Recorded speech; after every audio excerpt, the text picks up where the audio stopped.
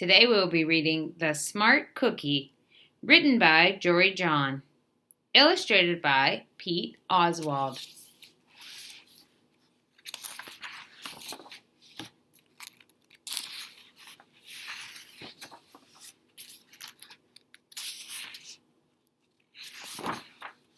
Greetings. I'm a cookie. I live in a bakery on a street corner near a river. Come on in. Welcome to our little community. It's a warm and supportive place to spend some time. Pretty fantastic, eh? These days, life is sweet. But my journey wasn't always a cakewalk.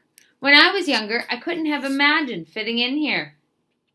For a long time, I didn't feel comfortable speaking up or sharing my ideas.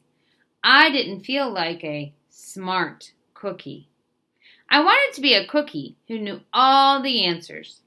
A cookie who felt confident in a group. A cookie who said, "Aha!" when solving a puzzle. Like this. Aha! Looking back, I had some trouble in my early days. I went to school in a gingerbread house. Our teacher, Ms. Biscotti, was kind and patient. When I arrived each morning, she'd wave at me and smile. But I didn't get the best grades. And I never raised my hand because I couldn't think of the answers as fast as the others. And I was the last to finish most tests. Sigh. And it wasn't because I didn't care. And it wasn't because I didn't try. Sometimes I'd get distracted and mess up, even though I knew the material. Those were the most frustrating moments of all. Once, I misspelled the word dough. Cookie dough. That was rough. And another time, I added when I meant to subtract. Occasionally, we'd have a lesson where I had absolutely no idea what was happening. I just couldn't keep up. I imagined that my desk was a raft and that I was completely lost at sea, because that's what it felt like. At night, I slept in a cookie jar. I had about 6 dozen roommates. Move, you move. No, you move. No, you move. No, you move. I'd stay awake and stare out the window and worry. Sigh. And it went this way day after day after day. And then something happened that changed everything. It all started with a homework assignment. Ms. Biscotti requested our attention one afternoon. "Tonight, I would like you to create something completely original," she announced. "It can be anything you want. Please bring it to class tomorrow." That was it. There were no further instructions. Ms. Biscotti winked at me as I gathered my belongings. I felt like I had a million butterflies in my stomach. Create anything? Something original? Due tomorrow? Gulp. When I got home, I immediately went to work. At first, I tried a cooking project. The results were half-baked. Next, I tried to hammer and nail something. It splintered immediately. Then I tried making a sculpture. It was a complete bust.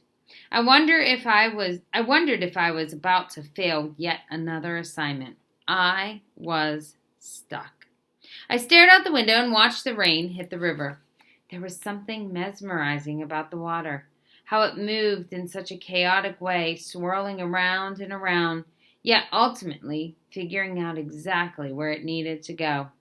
Suddenly, I had an idea. I decided to write something original. A poem. Aha! I came up with a title based on how I'd been feeling. My crummy days. After that, the rest of it seemed to fall into place. I wrote and I wrote. I lost track of time. An hour went by in a flash. Aha! I said when I was finished. I couldn't sleep that night, but it wasn't because I was worried. It was because I was excited. I felt like I really accomplished something. I felt smart. The following day, Miss Biscotti asked for volunteers to share what we'd created. One kid showed off his original frosting art. Another kid revealed her sprinkle distribution machine. It was neat seeing how everyone was good at such different things. Finally, Miss Biscotti turned to me. "Would you like to share anything?" she asked. "Gulp," I gulped. I thought I'd probably crumble under pressure. But I made my way to the front of the classroom. I noticed my hands were shaking. My mouth went dry. "This poem is called My Crummy Days," I said, my voice cracking, and then I read it aloud. As I spoke, I noticed some kids nodding at certain lines. Other kids laughed at parts that were supposed to be funny. As I built toward the finale, I felt myself becoming more confident and animated. And in the end, everybody clapped and cheered. I promise you this, I'll never, ever forget it. Miss Biscotti was beaming. "No one but you could have written that poem," she said. "It was completely original." Aha! I had done it. I'd created something and shared it with the world. Well, my world at least. The rest of the day was a blur, but by recess, I was already planning my next poem. I would call it My Sweet Morning. Aha! I thought when I came up with the title. Later that afternoon, Miss Biscotti handed me a note. It said that I should keep on writing, no matter what. That meant so much to me. School was a bit different after that. I wasn't so scared to raise my hand or ask a question or share my work. Sure, some things still don't come as easily for me as they do for others. Bonk. But now I know that you can be smart in many different ways. You don't have to have the answers to every question or suddenly be great at everything all at once. You just need a chance to try all kinds of things to find out who you are and what you like to do. As for me, I learned that I can write and I can think of great ideas. And I've found plenty of other things I'm good at too. I no longer feel lost at sea. It's more like floating down a river. And the best part is there's always more to learn. Poetry night. Because we're all smart cookies. Aha, aha, aha.